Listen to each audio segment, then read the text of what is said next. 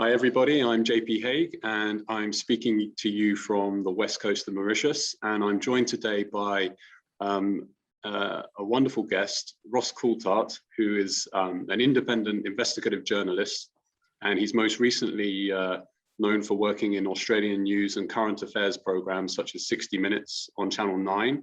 He was previously the chief investigations reporter for the Sunday night news program. And Ross has won 5 prestigious Walkley Journalism Awards, including the most coveted top award for Australian journalism, the Gold Walkie, or Walkley. His broadcast television investigative journalism has won him also the top broadcast award, which is called a Logie. In 2010, Ross reinvestigated a murder of 2 young Australian tourists by IRA terrorists some 20 years earlier in 1990. And this revealed new evidence suggesting complicity in the attacks by Sinn Féin boss Gerry Adams. And in 2008, he uncovered one of the biggest ever medical scandals in Australia, the butcher of Bega. And this won Ross not only the Gold Walkley, but also the Walkley for the best investigative report. An expose of cronyism and impropriety in Australian Aboriginal legal services also won Ross the 1996 Logie Award for most outstanding achievement in public affairs. More recently, in 2002, Ross won the gold medal at the New York Film Festival for Best International Report with the renowned filmmaker Max Stahl. And this was an investigation into how Indonesian and militia killers in East Timor had gone unpunished for their crimes. Ross is the co-author of 2 bestseller books, Dead Man Running and Above the Law, both exposés of organized crime in Australian and international outlaw motorcycle gangs. And he's also written a book, ICIJ Project Secrecy for Sale, Inside the Global Offshore Money Maze. However, Ross is joining me here today to discuss his latest book, which was only released last month, In Plain Sight, an investigation into UFOs and impossible science. And this took Ross, or was the result of around 2 years of investigation. Ross, thanks so much for joining me today. It's a true pleasure to have you with us. And I cannot wait to hear about your book and your investigations. It's lovely to talk to you, JP. Awesome. Now, look, what on earth persuaded, I know that you trained as a lawyer, an investigative journalist, an independent investigative journalist, no less, to start looking into the UFO or UAP subject that's been recoined? I like taboos. I like being told that I shouldn't look at something and then I go and look at it. It's why I'm no longer a lawyer, to be honest, JP. I was far too nosy. My career has been punctuated with periods where editors and executive producers, people on TV shows and newspapers have told me over the years that we don't report UFOs. We don't report the subject of unidentified aerial phenomena, as I prefer to call it. And that's always intrigued me. I've never understood why, because early on in my career, I was exposed, because of my curiosity, to a really interesting case in New Zealand, in Kaikoura, in the northern southeast coast of New Zealand. No, I know it well. I think I dived with some dolphins there once, dusky dolphins. It's a beautiful gorgeous part of the world. I used to ride my motorcycle very, very fast along the roads there. It was a stunning, gorgeous coastline, but it's very rugged and it backs up onto some ranges. And it's kind of like the, if you've watched Lords of the Rings, that's where they've kind of filmed the great sequences with Bilbo Baggins and Gandalf the Wizard. Right. And it's just majestic country. But it is the middle of nowhere. And one night there was a Captain Bill startup flying a gigantic cargo aircraft in December of 1978. And it was trundling along the coast from Christchurch, up the coast road, basically, towards Blenheim, delivering newspapers late at night. And Bill and his co-pilot saw some very weird lights, anomalous lights, that they thought were solid objects out of the window. And so they told this to the media, and a friend of mine, Quentin Fogarty, who was an Australian cameraman journalist, he hopped on the plane the next night and literally rode with the pilot and the co-pilot, Bill Startup and the co-pilot. And he got on 16mm film some extraordinary images that, despite the best efforts of skeptics, have never been properly explained. And the images showed, and if you look at them very closely, you can actually see it, these weird disc-shaped objects that were either lights or possibly solid. I don't know. They thought they were solid because they were tracking them on radar, coming up to the cockpit window and then zooming away again. And it was quite extraordinary. And in December of 1978, I was a 16-year-old boy. And like a lot of people, I was initially excited by the phenomenon because I thought, wow, this is really cool. We've got our own UFO mystery.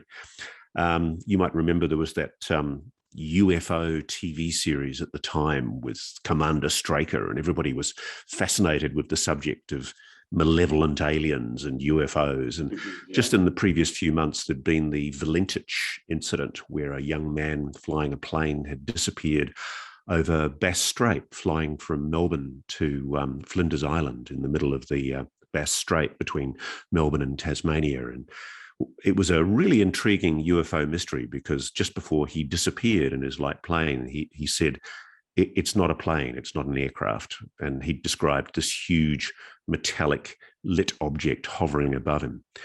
And I guess because of that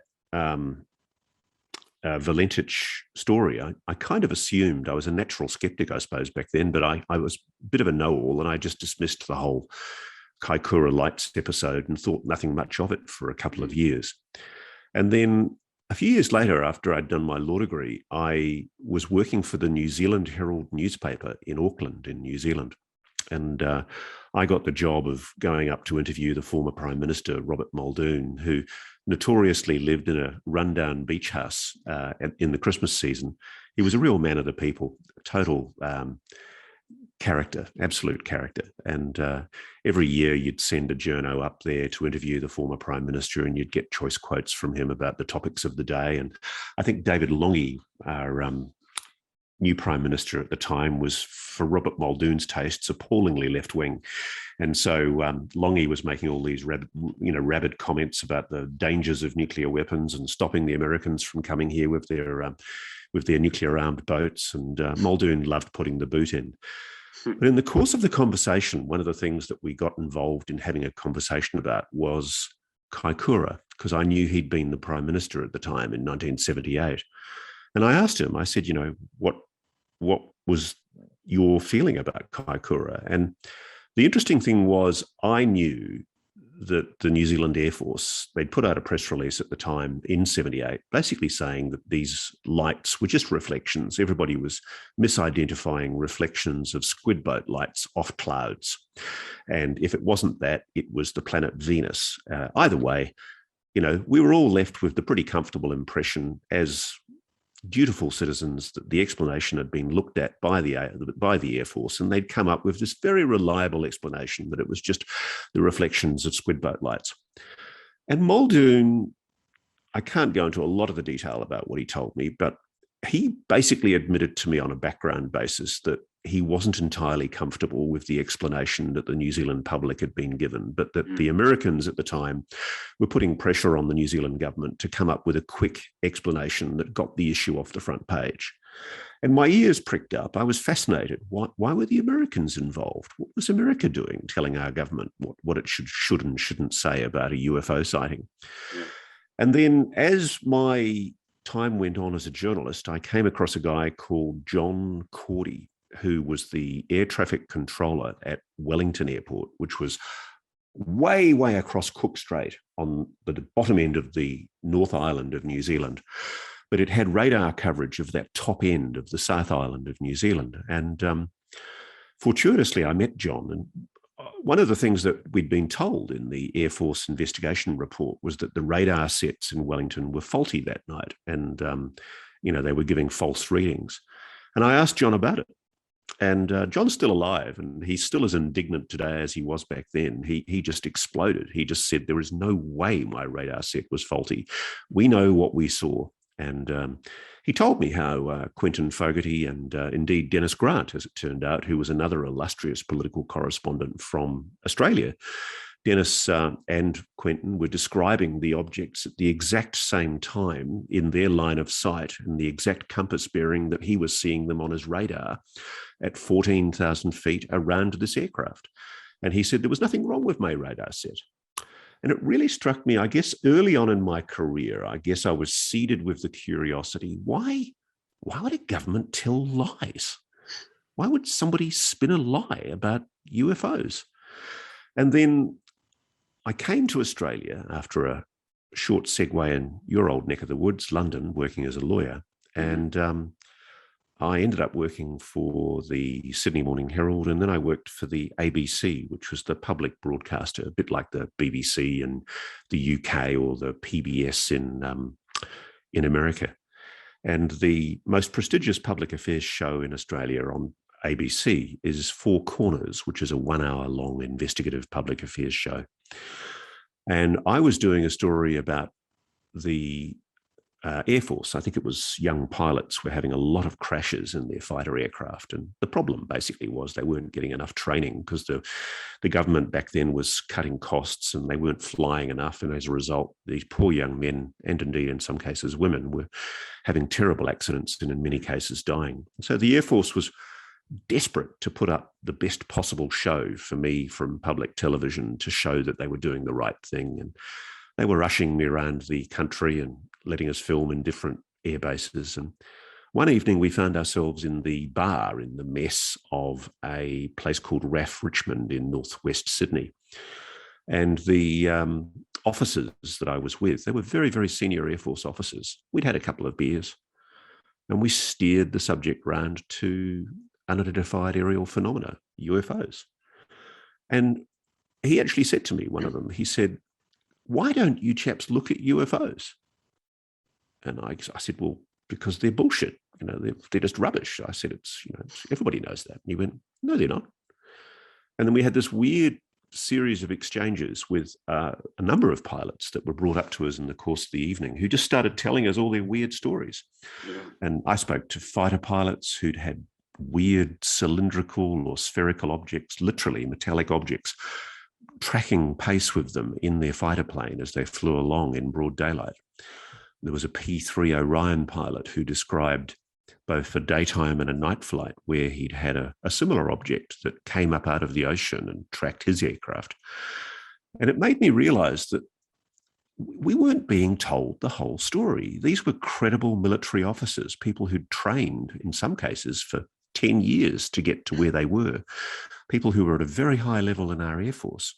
An air traffic controller who literally at one stage was running the Wellington Control Tower for the Civil Aviation Administration of New Zealand. A pilot, senior journalists, they were all reporting these things. And clearly the line that was being given by the Air Force at the time that I'd spoken to in New Zealand was a complete lie, or at least they'd been misled. Anyway, the long and the short of it was, as my career went on, though, I realized that in journalism, there is this stigma, this incredible taboo that's attached to the subject. And a couple of times I was the chief of staff one day for the Sydney Morning Herald on a Sunday, allocating stories to younger journalists. And there was a woman who'd contacted us with a great story that she said she had a photograph of a craft that was hovering over her washing line while she was hanging out her washing. And she'd got an amazing picture of it. And I was very excited. And I spoke to my news editor about it. And he cut me short and said, "Roscoe, we don't do UFO stories. Seriously." He said, "It's just nonsense." Mm. And I never understood that, because to dismiss the whole phenomenon out of hand with ridicule is, to me, utterly absurd. And as I've gone on in journalism, I did a story on the RAF Bentwaters Rendlesham, Suffolk incident in 1980, Christmas 1980. December of 1980, yeah.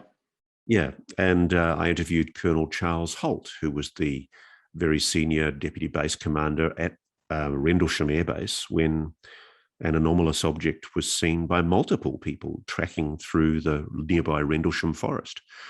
And it really struck me that a lot of the people in that event were telling me that they'd been threatened, they'd been ordered to shut up about what they saw. There was a pattern here of behavior. Yes. And I got to know people in ufology here in Australia. There are wonderful people like Keith Basterfield, Bill Chalker, James Rigney in Melbourne, Paul Dean, And these people willingly and quite wonderfully shared what they knew, and they were excited to have somebody with my background as an investigative reporter interested in looking at this issue. And as a journo, there's one thing you look for when you're looking at a subject area for investigation. You want to go where none of your mates have gone. But one of the problems with the media is that we tend to traverse the same paths, and we're telling all the same story. I mean, I don't know about you, but I'm just sick to death of reading stories about COVID-19 at the moment. It's like the media is, they're trying to beat the shit out of the story to beyond belief, and it's so dull. You know, I'm so sick of reading scare stories about COVID-19. Okay, we've got a pandemic, move on. But the media tend to follow the same path. There's not enough contrarian questioning, not enough sitting back and going, hang on a moment, why are we running this line? Why not have a look at this? And at periodic times in my career, I've learned how to do that. I've had editors who've encouraged me to do that. And I think law taught me a bit to do that, because you learn a way of thinking in law. You learn about the application of facts to principle and logical deduction. And you learn to stand and think on your feet, because I don't know about you, but I was taught using the Socratic method, and God help you if you hadn't read the case the night before, because you'd get your butt kicked in class at lectures the next day if you couldn't answer the lecturer's questions. Mm-hmm. And you just learned to quickly apply logic. And it just became obvious to me in the course of my career that there was an illogicality, there was a cognitive dissonance going on with UFOs. So many times in the course of my career, I'd come across stuff where there were creditable multiple witness sightings recorded on different formats like video or film, photographed, tracked on radar, and it would just disappear. And I've developed a love of archives. I'm a bit like, maybe it's the old lawyer in me. I love dusty documents, and I loved going through the Australian Defence Department's old files in our National Archives. And people like Bill Chalker and Keith Basterfield had sought the declassification of huge numbers of files in the Australian Defence Department about UFOs. And it floored me that right back as early as the 1950s and the 1960s, in the South Australian desert, when the British were testing nuclear weapons, there was a demonstrable, repeated link demonstrated between whatever this phenomenon is, unidentified aerial phenomena, and nuclear weapons. Absolutely. Because whenever there was a nuclear weapon, was in the States in the 40s. Absolutely. And I was really struck by that, because when I started looking at the records of Los Alamos, the Department of Energy, the records of the Department of Defense, the Air Force in America, it was the same thing. And a lot of the things that were being seen there were being seen in Australia over Maralinga. So look, I've probably taken a long time to explain your question. No, basically, it requires that kind of detail. I was fired with a curiosity from a very young age that essentially UFOs weren't being properly explained, and we were being told to do something quite illogical in response to the phenomenon, which was to stigmatize and ridicule it. And I've never understood why. And yes, there's a bifurcation. You have the sort of banalities of the media, or very jaundiced or limited views on the subject that tend to dismiss. And then you have the what is released officially, giving the counterfactual and heading towards the truth. And I think one of the questions I had for you, Ross, was, you were aware of a kind of misleading, red herrings that were being released in the press through New Zealand, the US, and elsewhere. But when you started to investigate this, were you expecting, the technology linked to this to be US and Commonwealth, man-made, let's say, or did you have an inkling that it could lead to a far deeper rabbit hole?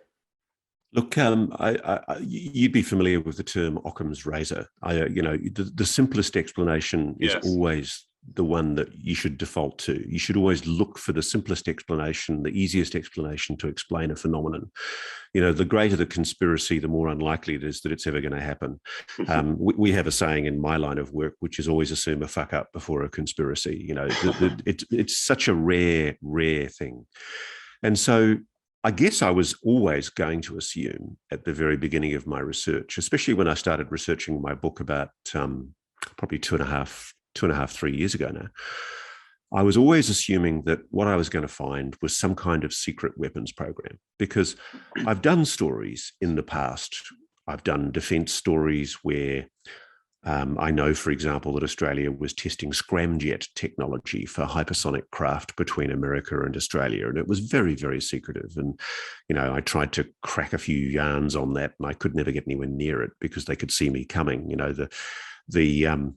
The Defence Department in this country, like most defence departments, like compliant journalists. And I'd done a few stories about places like the Jindalee over the horizon radar system, which is this massive multi-billion-dollar white elephant radar that we've got in the middle of Australia, which was essentially an experimental project conceived by Australian scientists, which was meant to give us images of aircraft on the runways in different Southeast Asian nations, and meant to give us an absolutely unimpeachable picture of what we could see coming in and out of our atmosphere. And, Australia is obsessed with protecting itself from foreign northern invaders.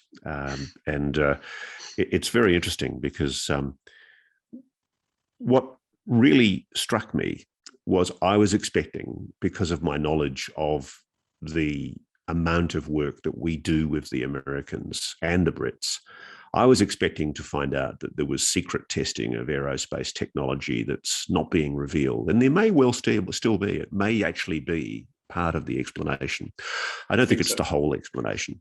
I think so. And one of the things that twigged my interest very early on was Bill Chalker showed me a document that a group of ufologists were given, not under FOI, but this is before the FOI Act. I think it was in the early 1980s, before the FOI Act was enacted in Australia. And it was a sighting report filed by two people at a base in the Northwest Cape of Australia, which is one of the most remote parts of the country in Western Australia. And it's a secret American base at the time, which sent very low frequency signals out into the Indian Ocean to submerged American submarines, giving them the instructions for the launch of nuclear weapons in the event of nuclear war. And it's an unbelievable thing to me, and to a lot of the people in Australia when I tell it to them, that this facility was ever allowed to be built on Australian soil, because essentially it makes Australia a target. If it wasn't already, it is definitely now, in the event of nuclear war, because this is the place where the instructions will be given to launch the missiles at Russia and China or whoever it is that the Americans decide to have a fight with. And we are plugged into that alliance in a way that I don't think most Australians realise.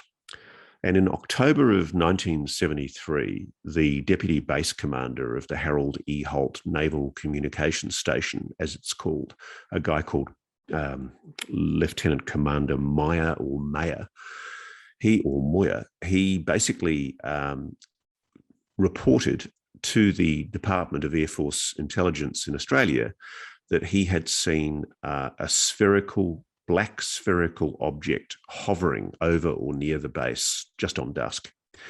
And it wasn't just him. There was also a fireman called Bill Lynn who saw the same object. And Bill was a laconic Australian father who literally went home and showed the kids a drawing of what he'd drawn, and he was adamant that what he'd seen was something not of this world.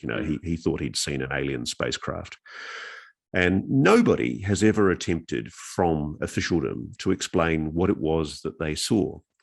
But this sighting report, fascinatingly, even though it was legitimately released to UFO researchers in the 1980s, it can no longer be found in the Australian National Archives. It's disappeared. And that, to me, speaks volumes that somebody has gone through the files and sanitized more sensitive sightings reports. Because that sightings report, I suspect, was probably never intended for release. I don't think the Americans expected that it would have been released. And I think the people that sanitized the report from the Defence Department files before the FOI Act, I don't think they ever expected that it had been released to ufologists. And so it gave us a glimpse of the fact that there was clearly anomalous stuff happening over this base that was intimately linked to nuclear weapons in the northwest part of Australia. And I started digging. I went up to that part of the world. There's a town called Exmouth, which is near a big aerodrome called RAF Learmonth, the Royal Australian Air Force Base Learmonth, which is also a public civil aviation aerodrome. And I kept on finding sightings reports in and around Exmouth, Northwest Cape, RAF Learmonth, the Harold Holt base. There are numerous military sightings reports in the government archives of weird objects that have been seen on and around this base. And it culminated with me finally meeting a woman called Annie Farinaccio, who was a pretty young Italian-Australian woman in the early 1990s. And she was sweet on an American boy in the base. And the base had been effectively returned to Australian hands by the new Bob Hawke Labor government. And so the Americans were sort of slowly leaving, and there were farewell parties. And she went to one of these farewell parties. And it was a raucous night. A good time was had by all. And she kind of staggered out at about 2:30 in the morning and realised she had no way of getting home the 5 kilometres down the lonely coast road to Exmouth from where this base is located. And then these 2 Australian protective services, they're now known as federal police, stopped in their 4-wheel drive, and they said, look, we'll give you a lift. And so they put her in the bench seat between the 2 of them and drove along the lonely, empty road late at night after doing their last rounds. And they weren't meant to do this. You know, it was actually a breach of security protocol to have a civilian in the vehicle with them. And maybe that's why what happened next is really interesting. Because as they're driving along, all of a sudden, like something out of Close Encounters of the Third Kind, the road is lit up in front of them. And both the policemen say, it's back. And they look up through the windscreen and they can see something there, and she can't see it at that particular moment. And they're getting a camera and they start shooting with a 35mm camera that they'd brought because of the sighting the night before.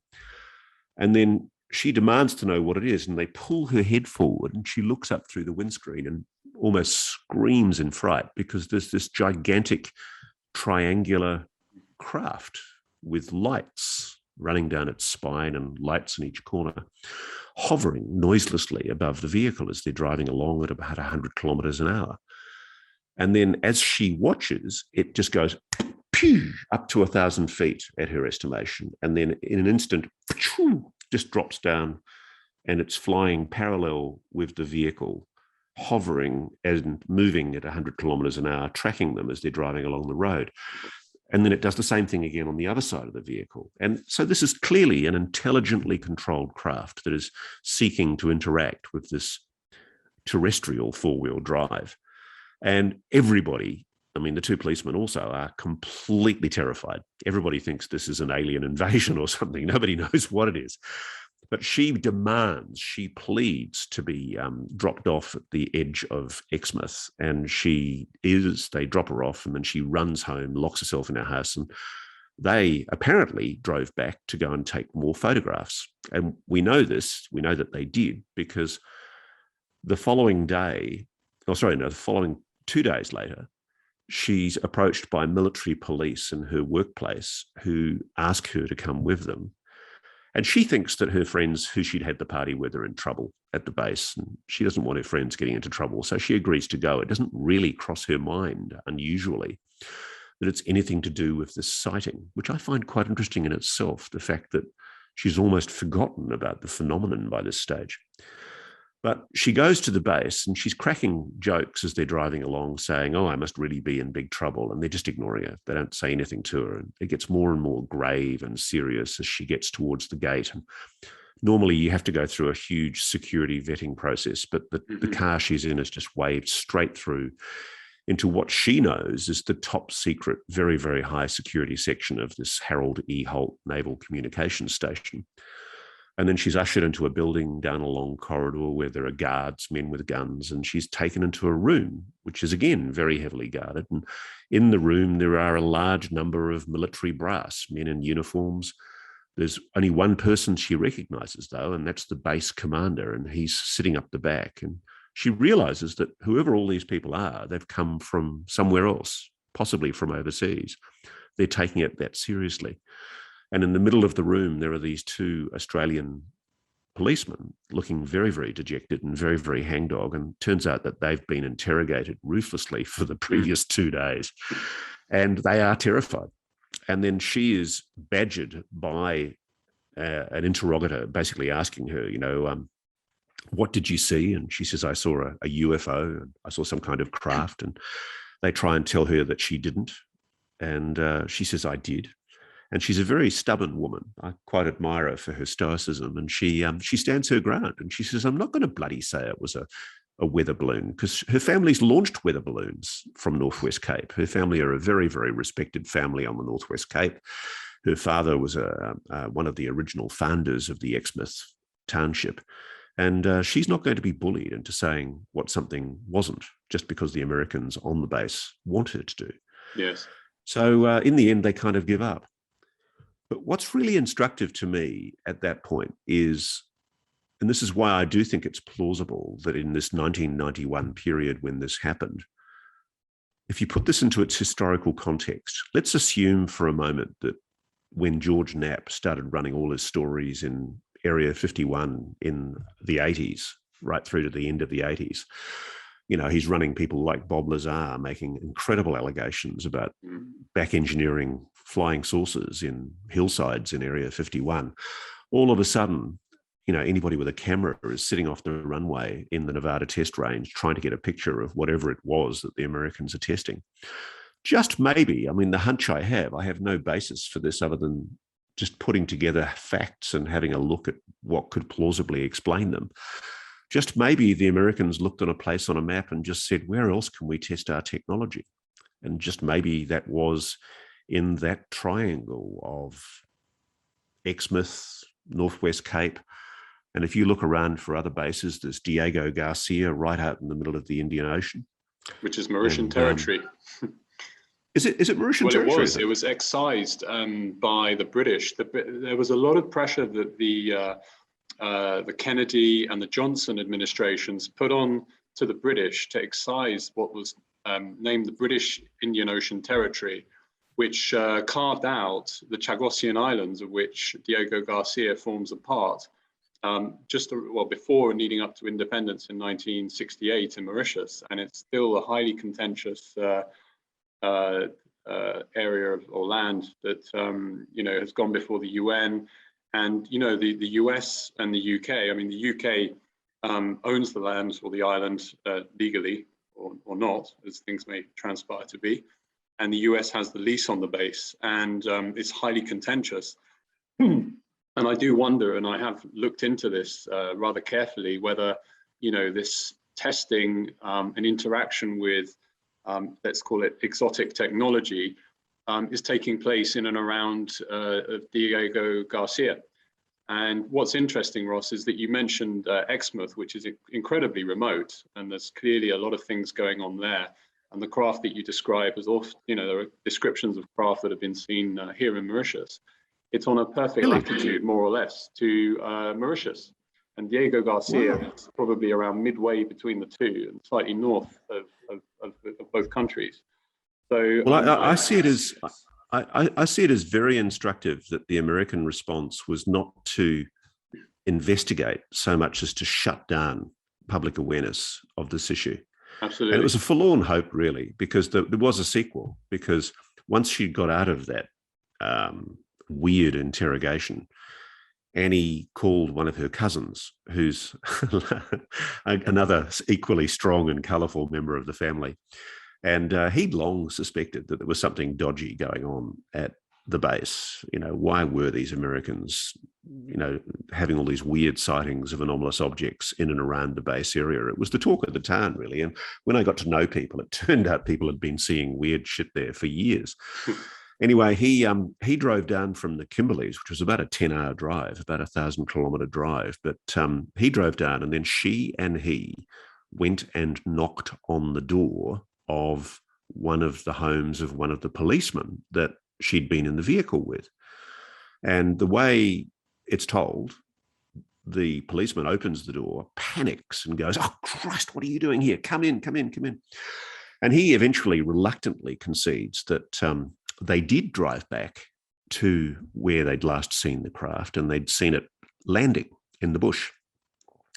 And they could see there was a light being projected underneath it as it landed. And so they literally hopped out of their vehicle with their 35mm camera and walked through the bush. And on the account that I was given, they got excellent photographs of this craft sitting in scrubland near Exmouth. And they were really excited that they'd got vision of what was clearly some kind of vehicle, some kind of intelligently controlled craft that had landed in the scrub. And it's at this point, where I just have a hunch that it might more plausibly, if you go the Occam's razor principle, it's more plausible to me that it was being tested as technology. Because if you were an American pilot and you're doing probably the 50th test run of the vehicle and you're thinking, oh God, another night flying this piece of shit around the planet, what can I do to have some fun? Oh, look, there's a 4-wheel drive leaving the base. It's probably one of my American brothers. I'll go and buzz it. Go and buzz it, yeah. And frankly, it could be as simple as that. Yeah, I mean, and frankly, if it had just been the 2 federal policemen, then the story would never have got out. That's the interesting thing. And they might have been freaked, but they would have been told to keep their mouths shut because they would have been aware that maybe the Americans are testing technology, end of story. But instead, there was a civilian woman on board, and I'm sure butts were kicked because the civilian woman was on board the 4-wheel drive. But what that suggests to me is that, yeah, maybe they are testing technology. Maybe there is anomalous technology being tested in that part of the world because it just got too hot in Area 51. That's what I'd do if I was the Australians. And I mean, that's what we've generally been used for. I mean, the Brits used us for essentially covert nuclear bomb and ICBM testing in the 40s and the 50s and the 60s. And it's quite obvious that the Americans have used the empty outback of Australia for similar testing of technology over the years. And I must say, I don't find it implausible that one possible explanation for this sighting is that they were testing some new type of technology. But if they were, it's groundbreaking. Because whatever it was doing maneuvers and speeds that are far beyond known human technology. No, I think it is one part of the puzzle. I think that terrestrial or man-made military craft is absolutely part of this.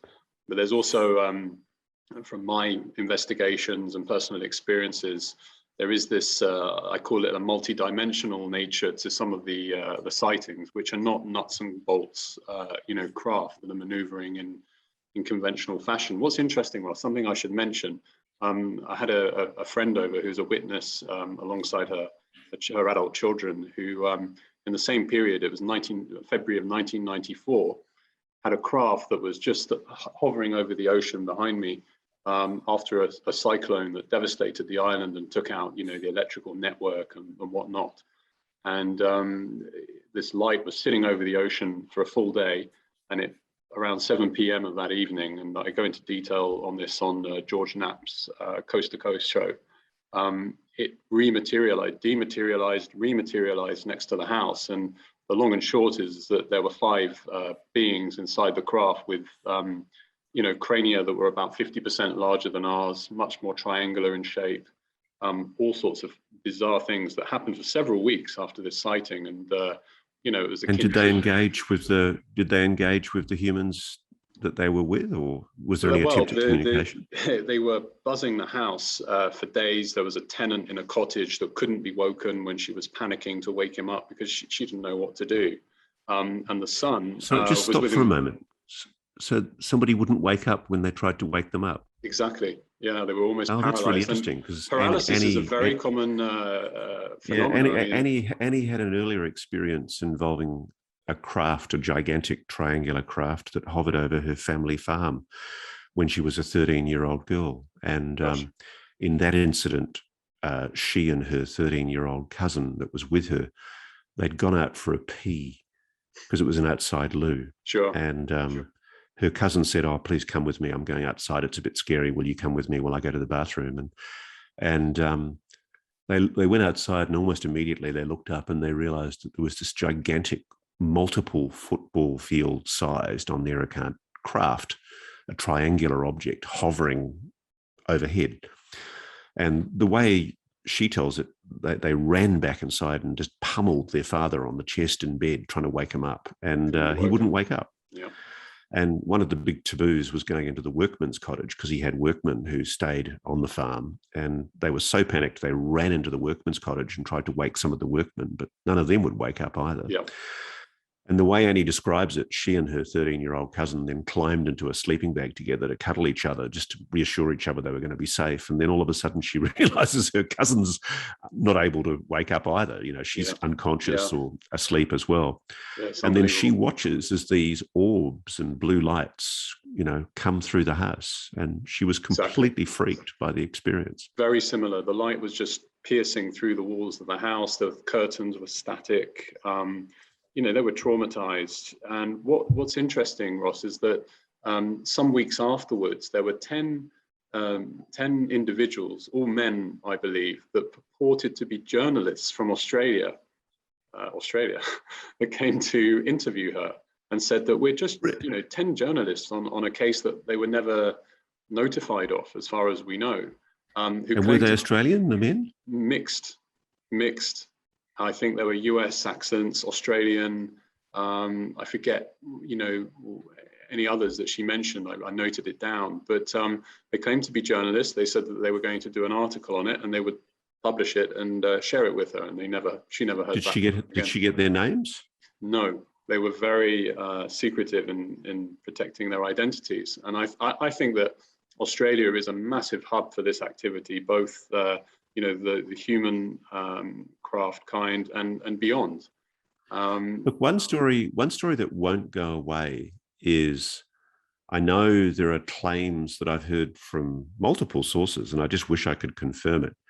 There are claims that there are, operating primarily through the aegis of private aerospace, but formerly once through government, mainly American government, there is this kind of rapid deployment force of special forces operatives, intelligence operatives that basically go around recovering wreckage, cleaning up after incidents, gathering data, collecting data, and you know, where possible, retrieving materials.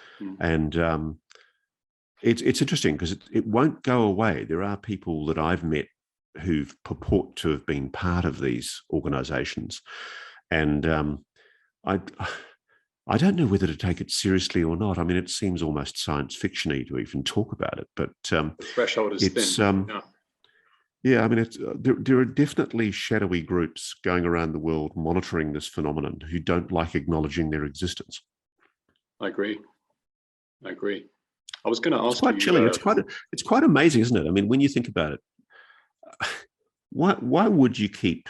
Let's assume that it's not just an aerospace testing program. Let's assume it's not just the Americans testing anti-gravitic technology, because that's frankly the most banal explanation.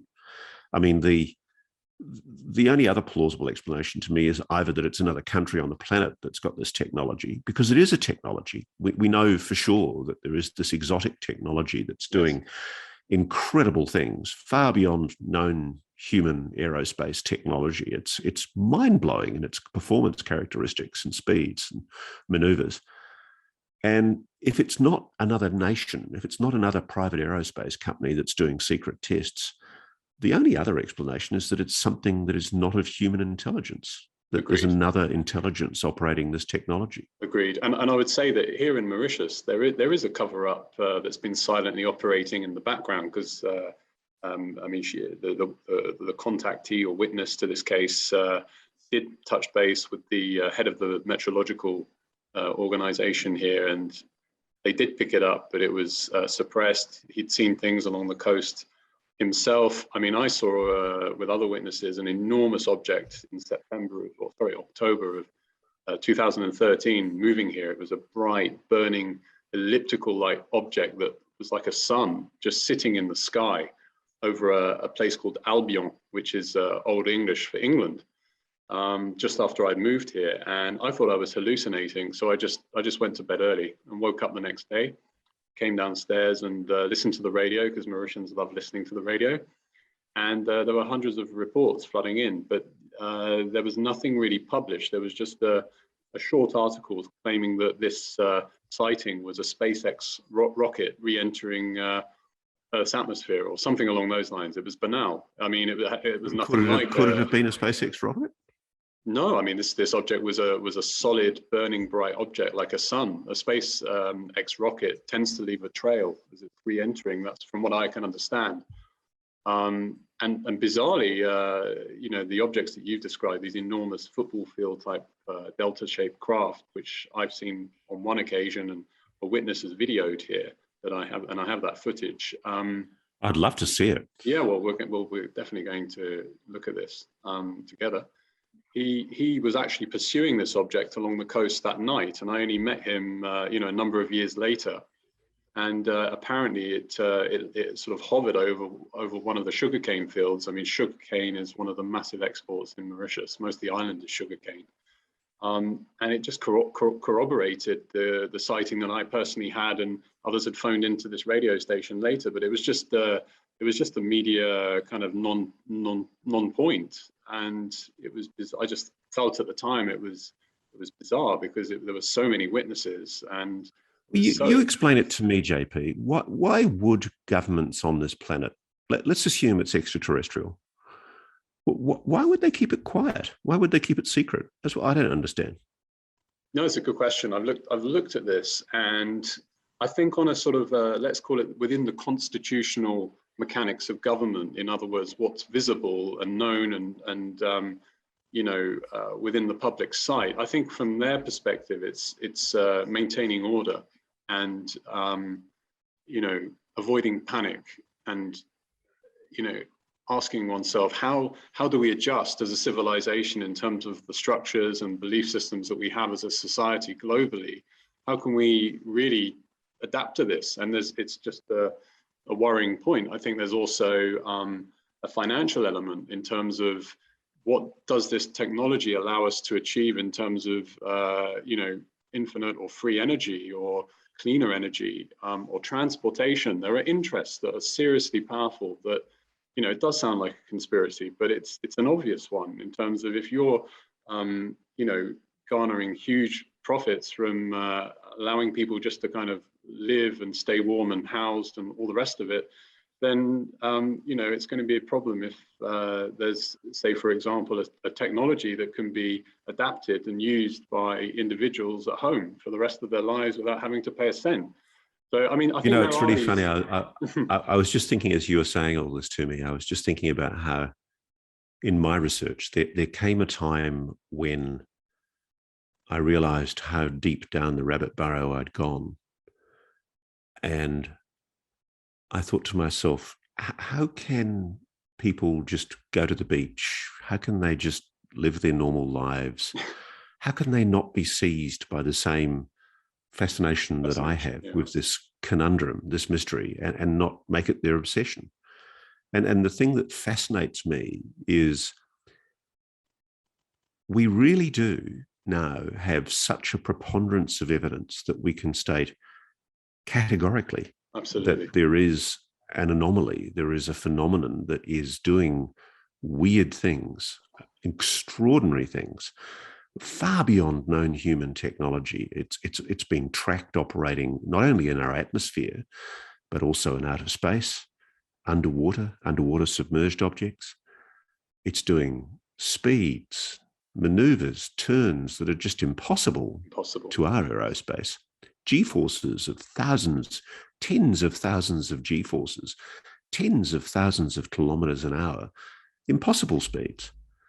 And it's real, because we know it's real, because the United States Pentagon, the Department of Defense, begrudgingly has been forced to admit that it cannot explain this phenomenon when it's been tracked on phased array radars. It's beyond any shadow of a doubt. It cannot be explained prosaically.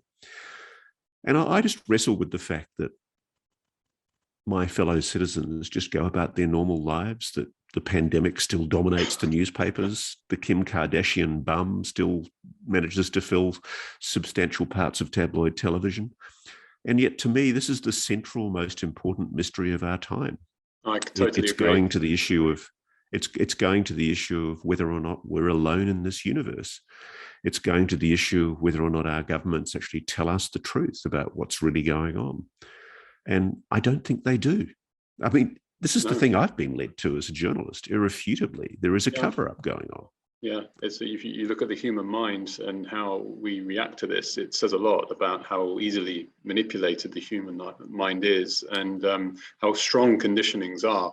It's almost, and I found this with people I know well, they don't know how to respond, and there's almost like a dumbfound silence. And I'm not judging them, but it's not that difficult to see that there is an absolute reality behind this, and that there is an information block, which is perhaps slowly eroding.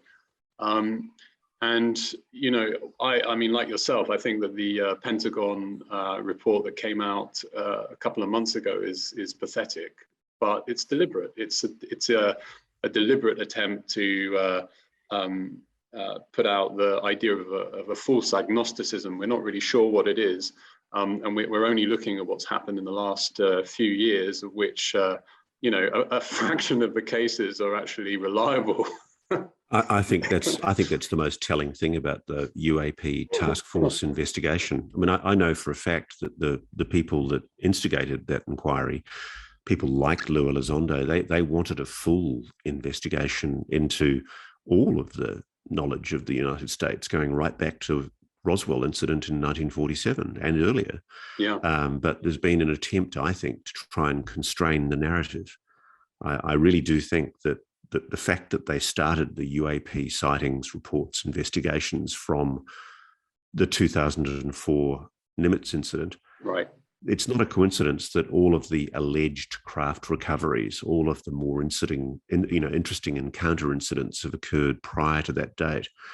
It's almost like, and I'm sure this is the case, somebody in the US Air Force in particular is trying to constrain the narrative by limiting public scrutiny of probably evidence that might suggest that the United States knows a hell of a lot more than it's letting on. Yes, because I do think, I mean, it's a fop. It's being prepared, I think. There's something that they know.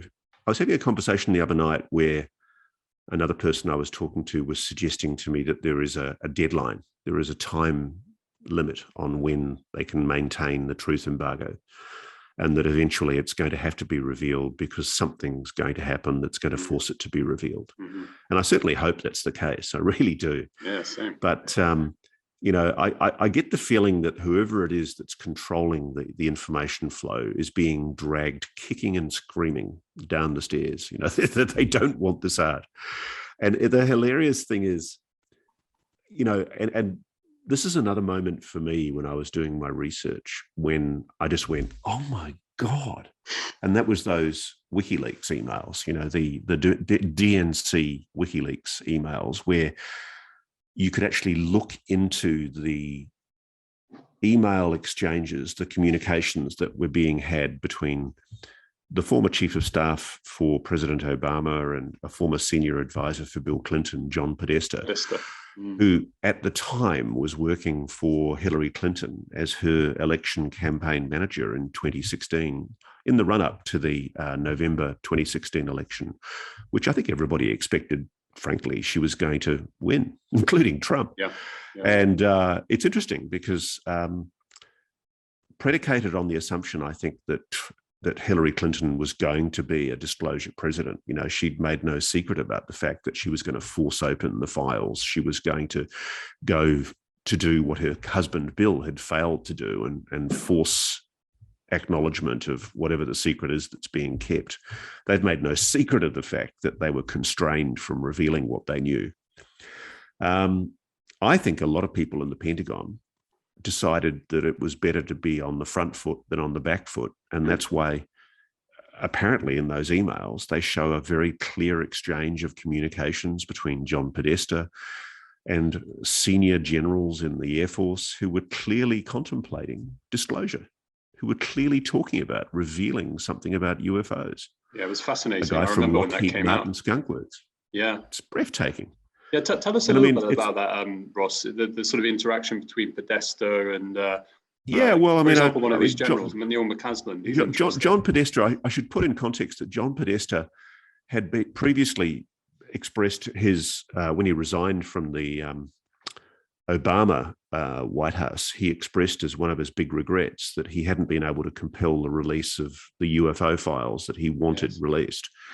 And it's quite clear that while he was working at a very high level as a chief of staff with Barack Obama, he'd stuck his neck out and pushed for more openness and more disclosure. And he'd helped my friend and colleague Leslie Kane investigate the Kecksburg UFO incident, which is a very famous sighting of an alleged bell-shaped craft that was recovered from a town called Kecksburg in the USA. And Kane was pushing for greater transparency and openness of government files, and Podesta publicly supported her in that regard. So with that background, it's no surprise to me, because Hillary Clinton is also as presidential candidate, but also when she was, even before she went on the campaign trail, she and Bill, the former president, had talked openly about the fact that Bill had sought access to UFO files when he was president. He'd asked to be briefed about Area 51. He wanted to know whether there were alien craft hidden in a cave somewhere in Area 51. And allegedly, he deployed his senior counsel, Webster Hubbell, to go and have a look. But, the mythology goes that he was frustrated in that regard. But what's beyond doubt is that Hillary Clinton had said publicly during the campaign that she was going to be a disclosure president, that if there was something to be disclosed, she would disclose it. And I'm guessing, putting two and two together, that basically there were people in the Pentagon who decided that in that light, it was best to be on the front foot and better to be seen to be cooperating than not be. And the emails that were leaked, of all people, by the Russian GRU that hacked into the Democratic National Convention database, they got thousands and thousands of emails, including John Podesta's. And the motive apparently seems to have been to try and find dirt that might help Donald Trump. But what the mainstream media appear to have missed in their whole coverage of the whole affair was that whilst they were also focused on this Trump nonsense, there was also this incredible series of emails where there were Google Hangout meetings being organized between John Podesta, Richard Weiss, the chief executive of Lockheed Martin Skunk Works, General Neil McCaslin, a two-star general who used to run the Foreign Technology Division at Wright-Patterson Air Force Base, the mythical Foreign Technology Division where they've got supposed car parks of flying saucers recovered all the way back to Roswell. You got General Michael Carey, who was formerly a very senior general in Space Command. And there were other unnamed senior military officers that were involved in briefing them, and Tom DeLonge, of all people, a punk rock star from Blink-182, who, to his great credit, had single-handedly managed to sort of push all of these people, notably starting with Robert Weiss from Lockheed Martin, into being more open about what they knew. And one of the breathtaking moments in a Tom DeLonge interview that he did before these emails became public, Tom was talking openly about how he was talking to a person he called the general. And people assume that this is General Neil McCaslin. Mm-hmm. But whoever it was, I've put this inquiry to Neil McCaslin and he's not responded. Mm-hmm. But whoever it was, the general at one stage, according to Tom DeLonge, met with him in a remote Midwest airport. And while they were sitting in the back of a cafe somewhere, he leaned across the table and said words to the effect of, it was the Cold War and we lived every day like we thought it might be our last. And then we found a life form. And Tom DeLonge used this line in several interviews and everybody went, wow, great. Tom really is crazy. Nobody can believe what he was saying. And then the incredible thing to me is that, if you put all of, and that's what I've done in the book, if you put all of what Tom said in context and actually tot it up and then weigh it up against the emails, it is mind-blowing, because he is contending that he was told by senior US officials, general no less, presumably the generals that are named in these emails, these officially produced emails that are beyond reproach. There's no way you can question their provenance. Sure. They were leaked. They're real. The issue is really whether what the generals allegedly told Tom DeLonge is true, because they were telling Tom DeLonge, according to DeLonge, not only that they'd recovered a life form, but that they had been able to successfully back-engineer alien spacecraft. And that the US had this incredible secret tucked away in a cave somewhere in Area 51 or wherever, and that it had been kept secret from the Republic for the very best of reasons, and it was, told at the great somewhat expense naively. of taxpayers without their knowledge. Yeah. Yeah, but I mean, essentially, the way it was presented, you were left in no doubt at all that Tom thought it was absolutely fantastic that America had this technology and that these generals could be trusted. And I'm sorry, I inject a fair degree of skepticism in my analysis in my book. I think we're entitled to be skeptical because Absolutely. I can see no good reason for why this is and has been kept secret for so long. And I've actually reached out. I've actually had meetings with people in senior defense roles, senior intelligence roles.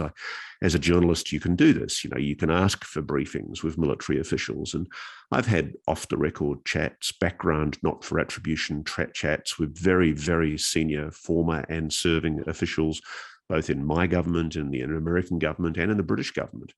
And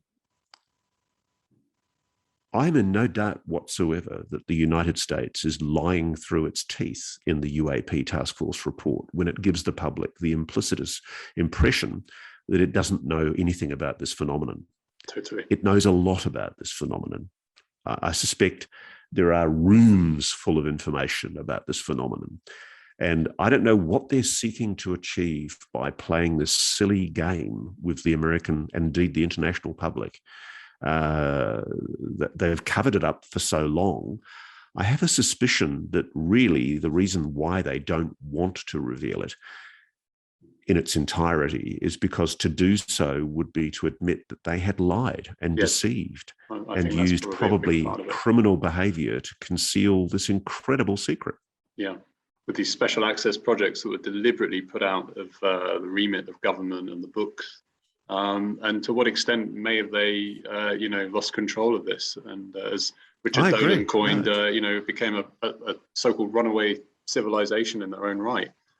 Well, I mean, it's interesting because I mean, one person I spoke to who's in a position to know, they know, they've freely admitted to me they know about the program, which I've been told about. And I said to them, why has this been kept secret for so long? What good reason is there possibly for concealing from the public the fact that, the US is in possession of technology that is awesome, mind-blowing, and that we may be on the cusp of just breathtaking scientific discoveries? And they actually said, look, embarrassment. That there are people whose reputations ride on them being seen as pillars of the community, that they regard their reputations as people who are honorable protectors of the Republic. They don't want to have to admit that they've been lying, that presidents have been lied to, Congresses have been deceived. And arguably, along the way, crimes have been committed, serious crimes have been committed, contempts of the Congress in order to conceal this secret. This connects quite nicely to the Dr. Eric Davis, Admiral Tom Wilson memo or leaks that purported to contain these alleged conversations between Davis and Wilson about Wilson's frustration of being denied access to these UAP special access programs that he apparently was technically meant to oversee. Does this go down that route for you? Yeah, it does. I mean, that document was a turning point for me, because one of the reasons I decided to write a book was because of the Wilson document. And the reason why I attach such significance to the document is, and I have to protect my source, because I have been given access by Edgar Mitchell's close personal friend to the archive of the documents that Edgar Mitchell kept on UAPs in his lifetime. and his friend preserved those documents.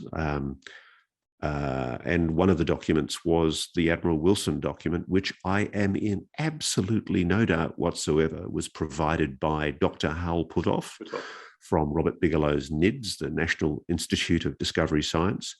Hal Puthoff faxed it to Edgar Mitchell shortly after Eric Davis had a meeting with Admiral Tom Wilson in Las Vegas in 2002. And it was sent to Edgar because Edgar was on the Science Advisory Committee for Robert Bigelow's private organization, the National Institute of Discovery Science. And I think Hal Puthoff was seeking to, enlighten him about what Eric Davis had been told. Yeah. And the thing that really blew me away about this incident is, whatever you think about Stephen Greer, back in 1997, he'd had this meeting with Admiral Tom Wilson in the Pentagon with Edgar Mitchell, with Willard Miller, and with Shari Adamiak and a couple of other people who'd gone along to the same meeting. And they'd heard Tom Wilson express his frustration that as the J2, as the person responsible for briefing, the Joint Chiefs of Staff, no less, the people who command the American military, he wasn't allowed to be briefed into what was clearly some kind of secret program involving the back engineering or the recovery of craft. And Greer had made this claim shortly after the 1997 meeting in the Pentagon, in the DIA offices. And nobody really believed him, because Stephen says a few things that a lot of people don't believe. And the interesting thing about the Admiral Wilson memo is that it does tend to corroborate what Greer alleges Tom Wilson told him. Yeah. Because Tom Wilson basically told him that he had checked out the code name of a document that Greer had procured, which was a National Reconnaissance Office document with a whole series of protected code names. And he didn't recognize one of the code names. And Tom Wilson was cleared, as he understood it, into every code name. He was the J2, no less. He was the guy who knew all the secrets. And he was astounded that he wasn't allowed to know this one. And after some toing and froing, he was able to discover a secret database hidden in the offices, I think, of the Senior Review Group, which is a review group that sits over the Special Access Program Oversight Committee inside the Pentagon and reviews waived, unacknowledged special access programs, the most secret of all of the secrets. And he discovered, allegedly, and according to what he allegedly reportedly told Eric Davis, Dr. Eric Davis, he discovered that there was in the basement of a remote private aerospace company a craft or crafts that had been recovered by the US many years earlier. I don't know, possibly the Roswell craft. And that there was a huge re-engineering, back engineering program trying to replicate the technology within it. Mm-hmm. And so the Admiral Wilson document is incredibly important because Tom Wilson, of course, denies that it's true. Sure. Tom says it's rubbish. But if the memo is accurate, what it also makes clear is Tom tells Eric Davis that if the document ever becomes public, he has to formally deny it. He has to say it's not true. And that's pretty much what he's told me. He sent me a letter basically saying categorically that he never had a meeting with Eric Davis. And it's interesting because Hal Puthoff and others have conspicuously asserted that Eric Davis did have a meeting with Admiral Tom Wilson. So did, excuse me, I'll just tell this person to go away. No worries. So basically, I mean, I do think the Admiral Wilson document on the balance of probabilities is a genuine document. It does reflect what a person whom Dr. Eric Davis believed to be Admiral Tom Wilson told him. I agree with you. I think it's one of the most important documentary trails in modern ufology, if I'm honest. Yeah. So do I. I mean, it leaves the much contested MJ12 documents for dust. It's a document that appears to verify the grand conspiracy theory that the United States has indeed recovered possibly multiple alien craft, which is something I've been told by another source, Nat Kobitz, who was somebody I tracked down as part of my book research. Nat it turned out, was the former director of science and technology development for the US Air Force and for the US Navy. And he admitted to me, I got him at just the right time, he admitted to me that he was briefed into a crash retrieval program, a UFO crash retrieval program, and that he was told that the United States had recovered multiple craft. And I've since spoken at his instigation to other people who briefed me on their knowledge of the program. They purport to be aware of the existence of a program which, albeit very heavily compartmentalized and protected through security protocols, is working on back engineering alleged alien technology. And then when you couple that with what people like Dr. Eric Davis have told the New York Times in an extraordinary interview that was published in July last year, what people like Lou Elizondo and Christopher Mellon have said, what people like President Obama have hinted at, a couple of former CIA directors have dropped hints about. Yeah, so many. I really do think we're on the cusp of some extraordinary revelations. And the thing I'm worried about, though, is that there's also a pushback. I mean, my own sources are telling me that there's an enormous pushback from sections of the US Air Force that don't want this story told and who are quite confident that they can suppress this story for another 70 years if they want to.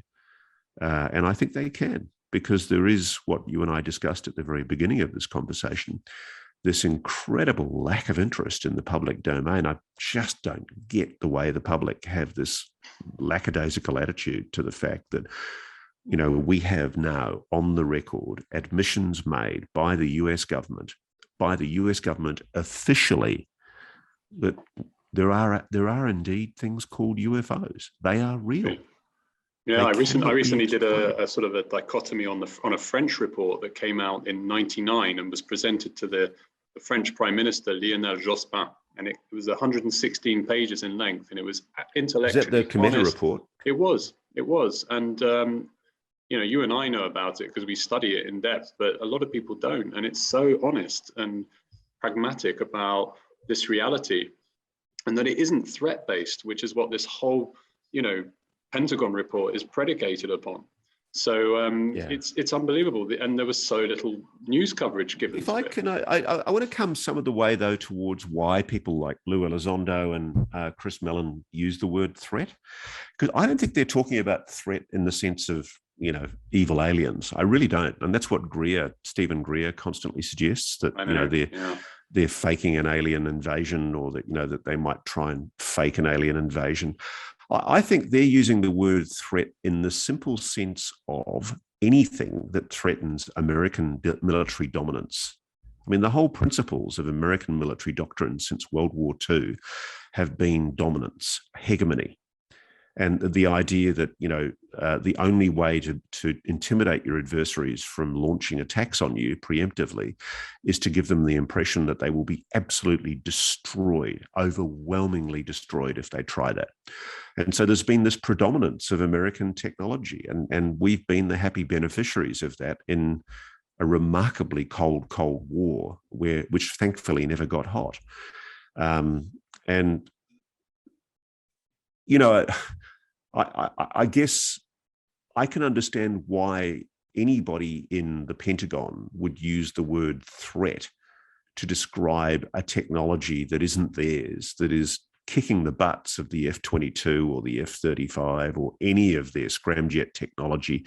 You know, this is way beyond 1,000 years away, next generation American F-35s. You know, it's mind-blowing in its potential. And it is a threat if it's another nation state on the planet that has got this technology, which I actually don't think any of them really think.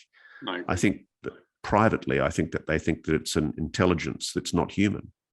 Exactly. That falls into this fifth category of other, we don't know what it is, the sort of catch-all basket for explaining these sightings. Yeah, and it's funny because they made that assertion in the UAP report that it was not, you know, that the least likely explanation was extraterrestrial, and frankly, if it ain't Russian, if it ain't Chinese, and if, as they say, it's not American, it's Mauritian.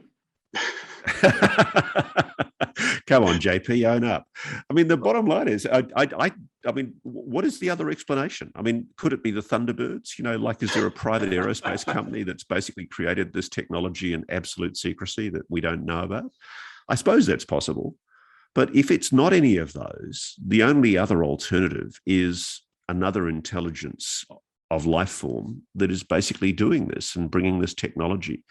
And it's really interesting because if you listen closely to what particularly Lou Elizondo and others have been saying, I notice Hal Puthoff's dropped a couple of clangers about this as well, they don't talk about extraterrestrials. They keep on dropping the hint that whatever this is, it's been here for a very, very long time. It's not off this world. It's of this world. I agree, and I think that implies interplanetary, inside the planet, underneath the planet. It could be coming from outside, underwater, or interdimensional, or all of the above.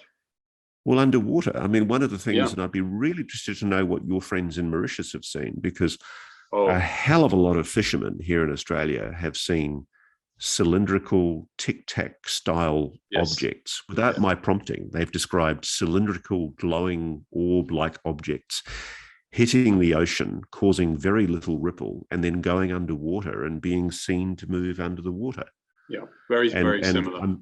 So many sightings and different kinds of craft that have been observed here. And obviously we're a tiny island, 40 by 60 miles. And where I'm sat right now is the hotspot. And I think there's so many reports. It's incredible. You know, it may be that there's even a sub-oceanic base offshore from this west coast here. Now you're sounding like a tinfoil hat crazy. I do, but and you know what? I've had people that were the same. They were so skeptical until one day they're sat on their balcony and they're seeing these objects coming in and out of the ocean, and they're phoning me up. One of them was a university lecturer here, and he said, "You're right." And I said, "Well, this is the theory. This is what the cases are telling us." And did he get vision? He did. He did. God, I'd love to see it. Yeah, so many bizarre things that have happened here, and it's pan-global, it's all around the world. Why do you think Mauritius would be a location? Is it a particularly deep part of the Indian Ocean? In fact, the Earth's crust is the thickest in this area on Earth. We know that and we know that because Earth's gravitational waves are stronger here, and it is part of a lost continent, because we've seen the different submerged islands that have been scanned. And you know, the term Lemuria is a Malgache term from Madagascar, which is our neighboring larger neighbors next door. So we may be on the lost continent of Lemuria, which was known under the Tamil myth of Kundari Kandam, which forms a triangle between the southern tip of India, Western Australia, Mauritius, Madagascar. So it's interesting, and like you say, Hal Puthoff and others have said this has been here a very long time, and it may predate modern man, and this is nothing new, and that, you know, we're seeing this through the wrong lens. So it's curious. It's curious, but it's also, isn't it fascinating? I mean, the thing I love about it is also how it ties in with religion, because I don't want to insult anybody who believes Christian faith, but you know, I'm sorry. Are you getting my audio? Because I'm getting weird messages. Yes, I'm hearing you. I'm hearing you fine. Okay. But I don't want to insult anybody who's sort of deeply in the Christian faith, but I'm fascinated by the fact that so many religions, including Buddhism and Islam, they have descriptions and accounts of celestial beings, you know, meeting religious leaders. Like, you know, Jesus himself, you know, does weird things. He rises up into the sky. Muhammad apparently was met by the Archangel Gabriel and taken on a journey around the planet. And this is described in the Quran. You know, it's amazing to me. Is it possible that what we are celestial beings ourselves, and that we've been seeded by some kind of alien life form? And frankly, is that any less plausible than the explanations that were offered in our religious tenets, our religious beliefs? Exactly. We really are. It's interesting because even though I I say you have to take it all with a huge grain of salt. The Tom DeLonge radio interviews where he's describing what he was told by the general about the origins of human civilization, about how, Atlantis was real, that, there were pre-civilizations before human civilization, that, all of these amazing ideas, which interestingly enough are slowly being revealed in the fossil record and archaeological records, the inexplicability of some of the great monuments that we have on this planet, things like the Egyptian pyramids, rocks cut with tolerances well over 5,000 years ago, at a time when all human beings were, if they were lucky, bronze adzes. There's no way you could cut things the way that some of these objects were cut. And I guess at the heart of all of this is this incredible mystery and it infuriates me that there might be people in military and intelligence that are sitting on this secret. And they're certainly covering something up. I'm absolutely beyond any shadow of a doubt. As a result, I completely agree with you. I mean, I was in Egypt 2 years ago, and I'm co-guiding a tour with Mohammed Ibrahim, Johnny Enoch, Paul Elder, and a couple of other guys. And Paul Elder's from the Monroe Institute in the States. And it was obvious we met an official who was extremely friendly with us, and he kind of gave us a tip of the hat on certain secrets that we had picked up on. And there's locations not so far from Cairo that is linked to this visitation phenomena, and the sites are not publicly accessible. You need special permits, and it's absolutely linked to the visitation phenomena. There's a great YouTube site run by an Australian guy who now lives in the US. It's called Uncharted X. And he goes to a lot of these Egyptian sites, including, I think he recently went to one not too far from Cairo, which is closed generally. Mm-hmm. But he was talking about the Serapeum, which is this beautiful box it's cut to within microns of a meat. It's ridiculous how well cut it is, but it's 4,600 years plus old. And back then, all we had was stone and bronze adzes. Ross, I think you need to come on this trip with us in March next year, if you can. I think you would get a lot from it. What's the trip? So we're going. We're exploring these aspects and the esoteric of Egypt, and we're going to be visiting and having private, access to some of the sites, including the Great Pyramid at night. You're going to be able to get into the sarcophagus, which I've done and had a bizarre experience. I mean, if you can, you should come. It will be amazing. Oh, send me the details. I will. I'd love to. I will. Yeah, it'd be awesome to have you there, Ross. That's if we're allowed out of Australia. Unbelievably, we're all locked down in Australia at the moment. But do you know they're actually now saying, and I cannot believe that people aren't writing in the streets about this. They're now saying that people who live overseas, Australians who live overseas, will have to have a very special reason to justify being allowed to return to their own country from overseas. It's insane. I just truly, we've abrogated an enormous amount of personal freedom in the name of protecting the public from a pandemic that frankly has a very low level of fatality, death rate for people who are properly vaccinated. Yes, the whole thing is anti the scientific data, the real world data, which I've looked at, and it's very worrying. I completely agree. Yeah, but you know what? We'll just have to get this UFO to pick us up and take us over to Egypt, and we'll be fine. And it will take minutes to get there, maybe seconds. Wouldn't that be amazing? Look, can I ask you this though, JP? From your research, do you think that we're going to know the answer to all of this in your and my lifetime? I think it will be the beginnings, and I think it's my kids who are going to be really having to take the sword. I think there will be a disclosure in our lifetime, but it's just the beginning, and it will be, in my view, a process of revealing the layers of secrecy that have been withheld. And, these groups seeking immunity of some kind, because they do hold all the cards. That's the problem. And I think that we can handle the truth. I think that regardless if we can handle the truth, we need to know. We need to advance as a civilization and not remain locked down because of, anti-scientific reasons that we've discussed. We need to broaden our minds. If you've read my book, you'll see I quote Colonel Jessup from A Few Good Men more than a few times. And I basically say frustratedly, we can handle the truth.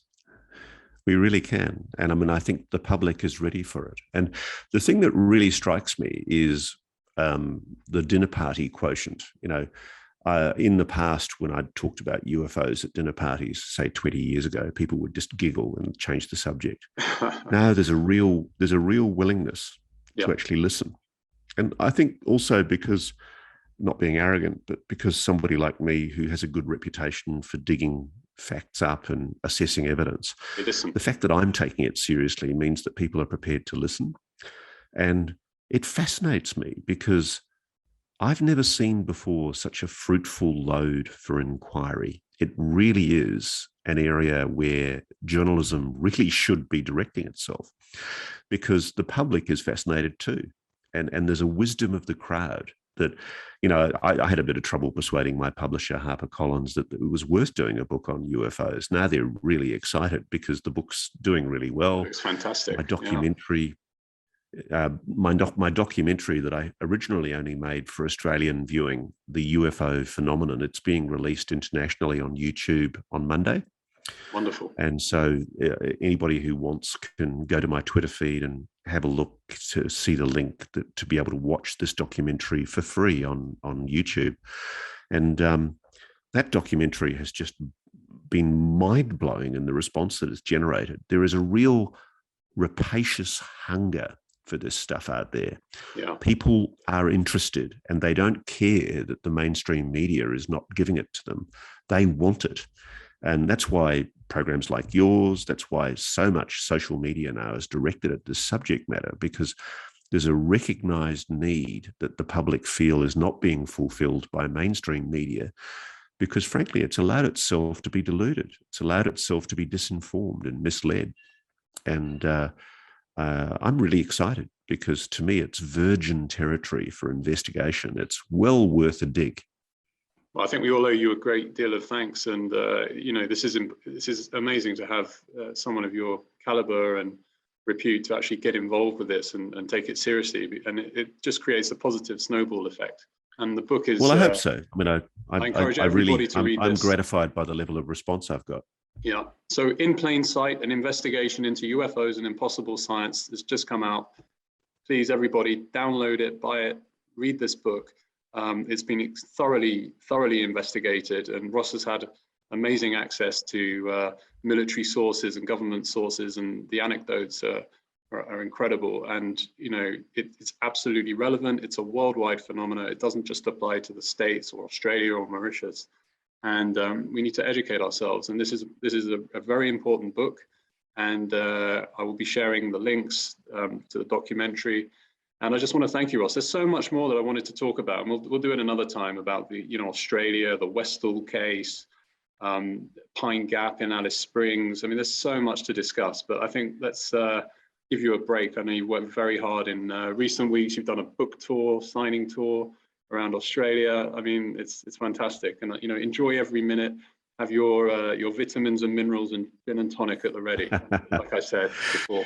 JP, it's been great to get to know you, mate. And I think you and I are going to have a long and a beautiful relationship. I'm so interested in some of the things you've already mentioned. Oh, absolutely, my friend. Yes, no, it's been an honor. And in fact, it was an Australian ufologist who's originally Mauritian who told me about you. I hadn't heard of you. I was amazed. And who's that?